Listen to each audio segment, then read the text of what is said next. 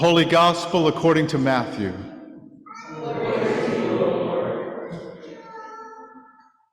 The Pharisees went and plotted to entrap Jesus in what he said. So they sent their disciples to him, along with the Herodians, saying, "Teacher, we know that you are sincere and teach the way of God in accordance with truth and show deference to no one, for you do not regard people with partiality. Tell us then what you think. Is it lawful to pay taxes to the emperor or not?" But Jesus, aware of their malice, said, "Why are you putting me to the test, you hypocrites? Show me the coin used for the tax." And they brought him a denarius. Then he said to them, "Whose head is this, and whose title?" They answered, "The emperor's." Then he said to them, "Give therefore to the emperor the things that are the emperor's, and to God the things that are God's." When they heard this, they were amazed, and they left him and went away. The Gospel of the Lord. Praise to you, Lord Christ.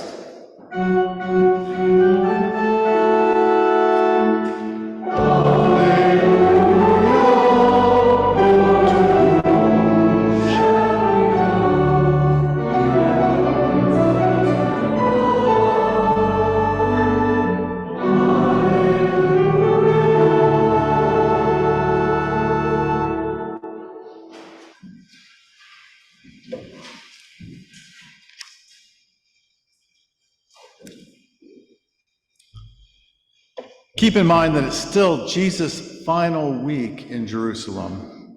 Recall how he came in on a donkey, then drove out the money changers in the temple, and was then questioned about the source of his authority. Traps are now being set for this upstart rabbi by a very unlikely alliance. For the Herodians were supporters of the Roman occupation, whereas the Pharisees resented the Romans.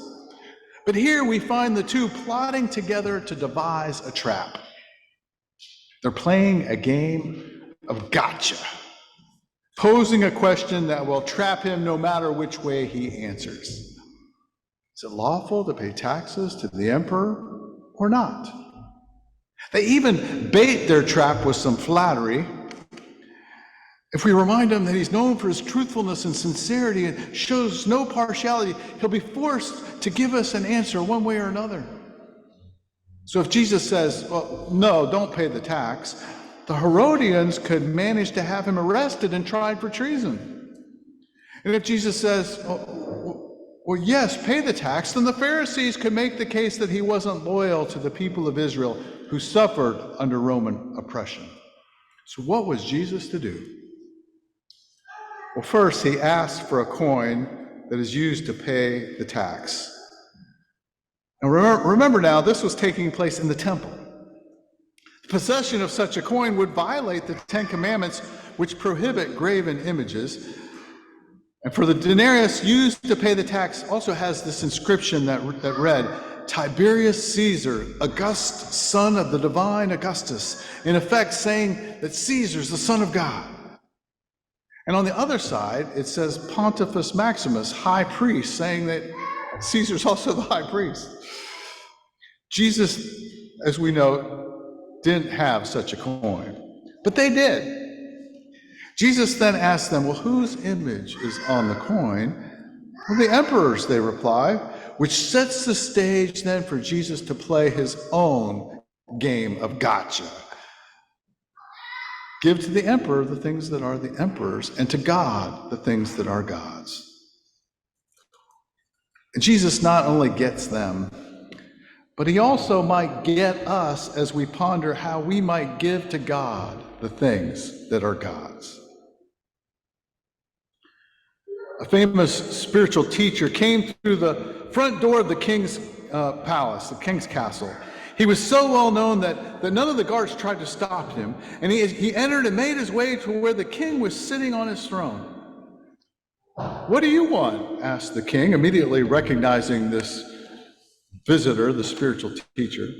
"Well, I would like a place to sleep in this inn, replied the teacher.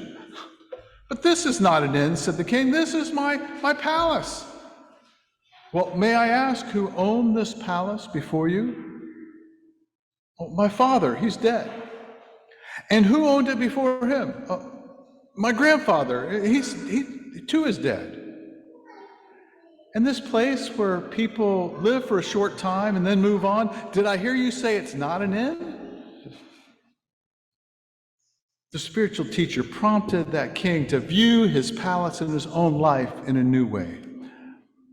A similar process of reassessing can happen for us as we contemplate how we might give to God the things that are God's. For the whole earth is our inn. It's not ours to own. We're only here for a short time and then we'll move on. Everything we have, even our very existence, is pure gift. I think that a misguided interpretation of Jesus' response is one that puts equal weights on the two phrases he uses to say back to the Pharisees and Herodians. To put equal weight on those and then use those as a rationality for separation of the secular and the spiritual, or even the church and the state, as though they are two separate and distinct spheres, the things for the emperor, the things for God. I think a much better way to visualize Jesus' answer is to see the give to God the things that are God's as one large circle around the smaller circle of give to the emperor the things that are the emperor's. For whatever we do in the civic arena is a part of how we give to God the things that are God's. One day early in his political career, after losing an election, Jimmy Carter was feeling a bit down and out.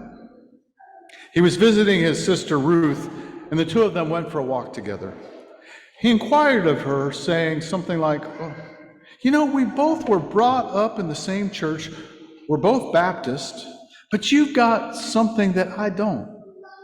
What is it? Total commitment, she said. I've given myself totally to Jesus.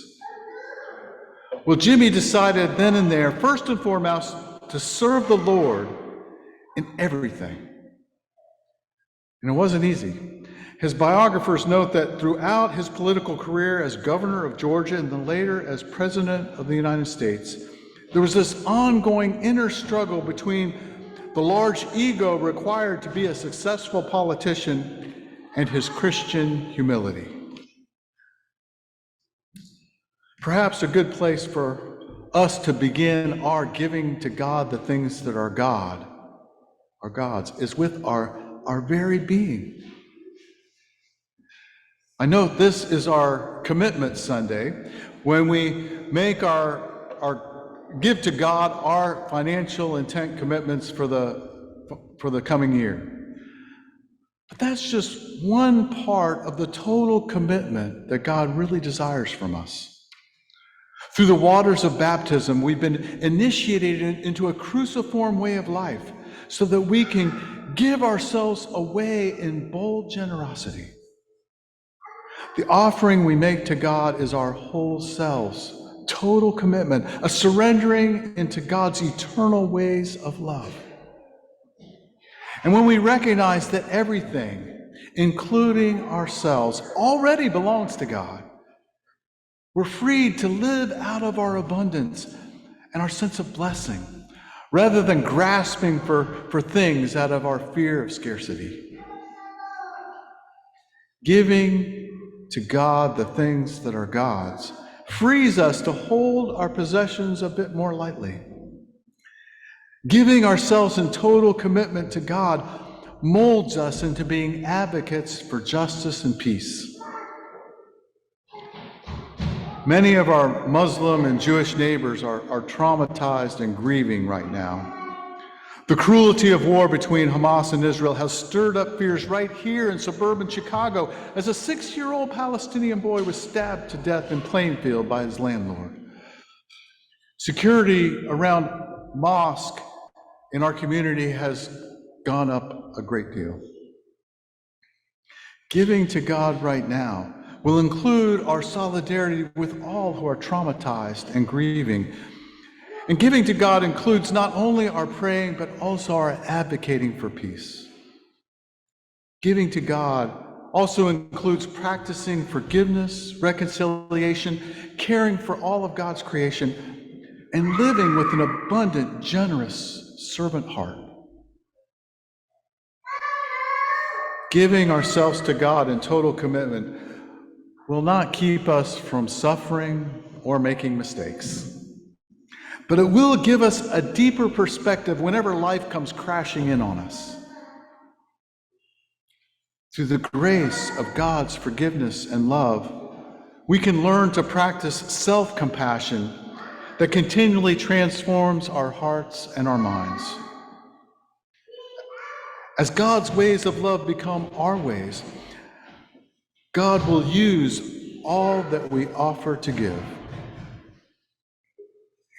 And we won't grasp and hold on quite as tightly. It's not easy to do this. I know that myself, I oftentimes take a step forward or two, and then I step back. And it's that process of up and back, up and back.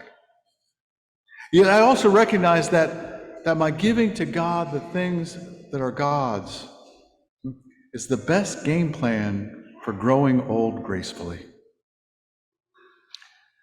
For when we consider our belongings as our precious treasures and our home as our castle, we tend to forget who the true owner is. But if we keep in mind that our home is only an inn, we'll be less likely to hold on to it or any of our things too tightly. Plus, an inn is a place for others to find rest and renewal. It also reminds us that we have an eternal home. So how will we spend the short time that we're given to stay in this inn of a life that we're now living? As Jesus' time grew short, the Pharisees and the Herodians came to Jesus playing their game of gotcha. But Jesus proved to be the true master of that game. Perhaps with a smile and a twinkle in his eye, he looks at them and says to us, "Give to God the things that are God's." Gotcha.